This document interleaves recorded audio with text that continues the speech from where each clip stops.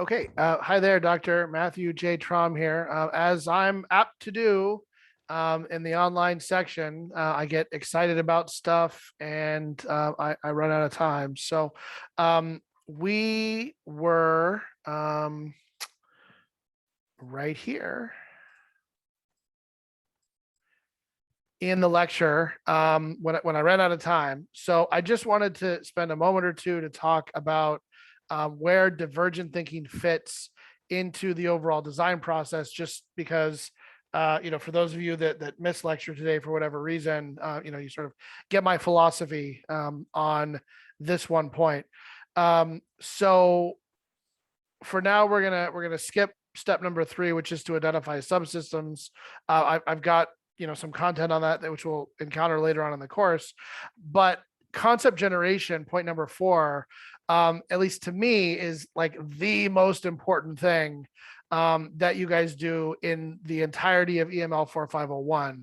And you'll discover that if you have very good creative divergent concept generation, you'll have a lot of really interesting opportunities as you go through your down selection process to specify a design for prototyping. But if you're not very creative, if you're convergent in your thinking, you can end up painting yourself into a corner and creating a situation where your concepts, no matter how much time or effort you put into fleshing them out, are not competitive against the more creative and convergent or creative and divergent concepts that kind of the more creative groups come up with. And so I do have a couple of lectures that I spend specifically on encouraging creativity and concept generation, because I think it's so important to the overall process. Now, here's the thing. Even though divergent thinking is absolutely essential to engineering design, you guys are not trained, at least not up until now, to think this way, which is sort of ironic because all the rest of your careers from here on out, you guys are, you'll be creative professionals, right? Engineers are, as much artists as they are scientists. And so there will be a lot of value placed on your ability to think divergently and solve problems creatively. And yet in a conventional engineering and STEM curriculum, we train you as scientists and engineers to solve problems by thinking convergently, right? So this probably sounds familiar. We've trained you to think about the simplest, most direct path to a particular problem solution. If you're presented with a complex problem, we teach you to break it down into simpler elements or to make assumptions that simplify as much as possible the problem to make it tractable. And then ultimately, all the problems that we've given you up until now are close-ended problems, right? In other words, they're textbook problems where you're given a word statement where you have to identify the type of equation to use, pluck the numbers that you need out of the problem statement, plug them into the equation, turn the crank of calculation, out pops one value. You compare that value to the value in the back of your book, they agree, and hallelujah, you're done, right? That's the way you guys have been trained to solve problems all the way up until now. Design doesn't work that way. Design is the exact opposite. So just if you step back for a minute and think about the insanity of what I'm about to ask you to do in the context of what you've learned up until now, you have an incredibly complicated and challenging problem in front of you, which is how to design this miniaturized mirror solar tracking heliostat. And even though everything in your being, your intuition, your experience says the first step is to try to make this problem simpler, I'm about to ask you to do the exact opposite of that, right? Which is to actually make the problem significantly harder by trying to think of all of the various possible ways that you could solve this problem, no matter how kind of crazy and zany and different and out of the box they are. I'm basically asking you to take a hard problem and make it even harder, right? Before you then turn around and converge to a single solution. So this process is uncomfortable for a lot of engineering students. It was certainly uncomfortable for me. I have been in the midst of an almost 25-year long argument with my undergraduate engineering design instructor about my grade in the design course because I did not embrace divergent thinking. I was very convergent in my thinking when I was an undergrad. I did exactly what I was asked to do. I got an answer that worked, and by God, that answer is the right answer, and I wasn't willing to deviate in my thinking from that answer. And I ended up getting a not so good grade on that assignment in my class, which ended up impacting my overall grade in design. And the instructor's justification for giving me that low grade was you didn't think creatively or divergently. You just went right for the jugular and solved the problem the way that engineers are trained to solve problems. So I've come around since then, right? In 25 years of discussion with this professor, I've come around to his point of view, and I'm trying to impart that point of view onto you guys. But I just want you to be aware that it's an uncomfortable process for people who have been trained to think convergently. So I just want you to be aware of that. Now, there is sort of a method to my madness. There's a reason that I ask you to do this, and I described it before. It's the idea that if you are not creative and divergent in your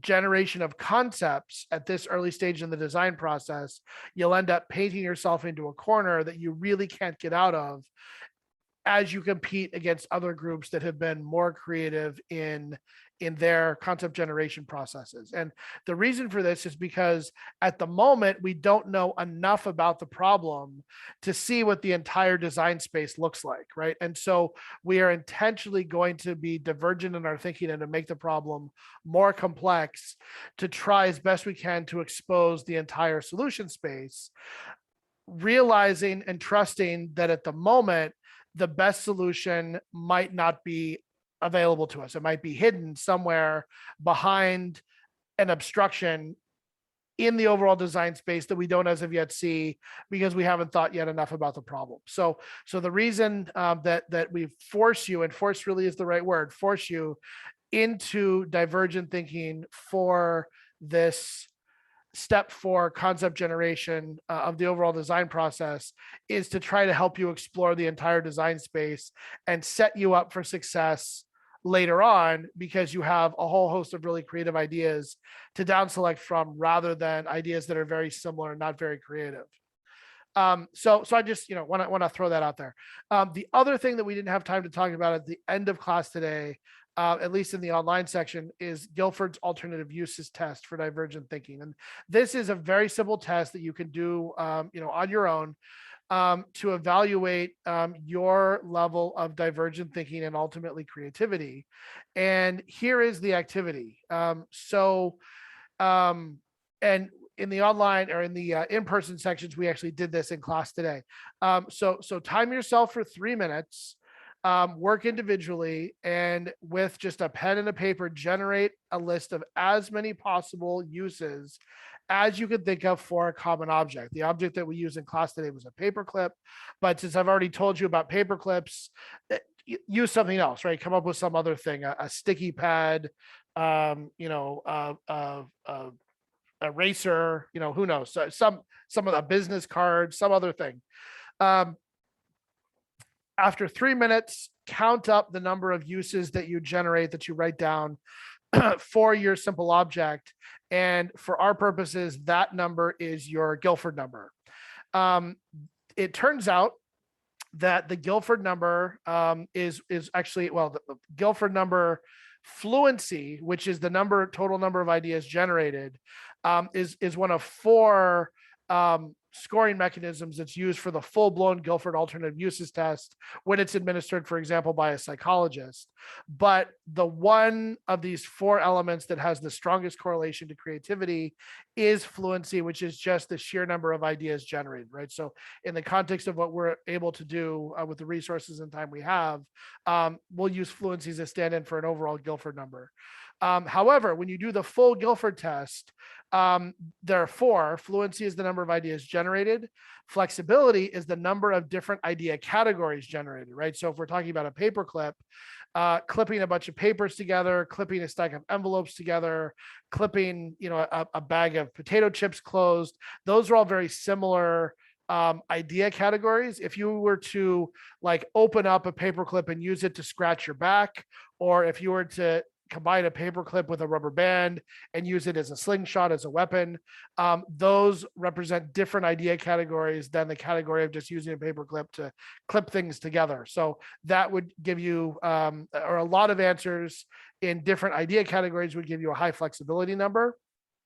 The originality number is the number of unique responses that are not shared by others. So typically the Guilford alternative uses test is given to a group of people, and then all of the answers are compared against all the other answers, and any individuals that come up with results that are not shared by anyone else, they get a high originality score.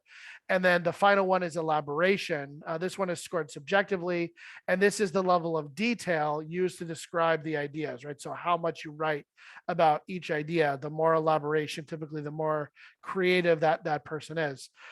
So just to sort of give you a sense of how the real test works in these four areas. So my suggestion is, at the end of the day, today, this is Friday.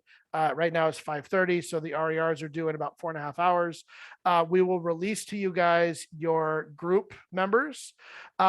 I would get together this weekend with your group members, and the very first thing that I would do with them is an icebreaker activity where you go through the Guilford alternate uses test for something other than a paperclip, obviously something that nobody has really spent any brain cycles thinking about, so that the playing field is fair, and identify everybody's fluency. And people that have higher fluency typically are more creative or more divergent in their thinking. Those are the team members, at least initially, that should be assigned to the divergent tasks, right? So things like generating ideas, generating concepts, taking a concept and trying to split it out into multiple different concepts. Those are the people that should be assigned to those types of tasks. People with low fluency are more convergent thinkers. So those people should be assigned to the more convergent tasks, things like conducting the literature search, things like doing the engineering calculations required to quantify metrics. Those activities for the CDR can be assigned to the people with lower Guilford number. Now, there's a range I've seen as low as 6 and as high as about 25.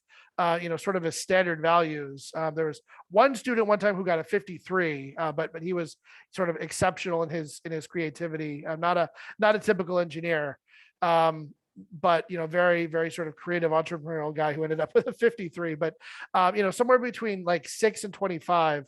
And having a high number versus having a low number it's not it's not bad. It doesn't say anything, negative about, you as a person or as an engineer or a creative professional.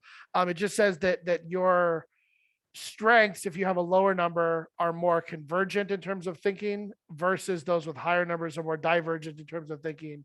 And so this is a way to kind of organize the labor of your group in the most efficient way by assigning the folks with the lower Guilford number to the convergent tasks and those with the higher Guilford number to the higher to the divergent tasks. Okay, so that gets us to the end of the creative ideation, customer needs to quantitative metrics, and Guilford alternative uses test activity lecture. Thanks for your time and sticking around and opening this extra video to listen to me get to the end. Look forward to seeing you guys in class after you submit the RER. Thanks.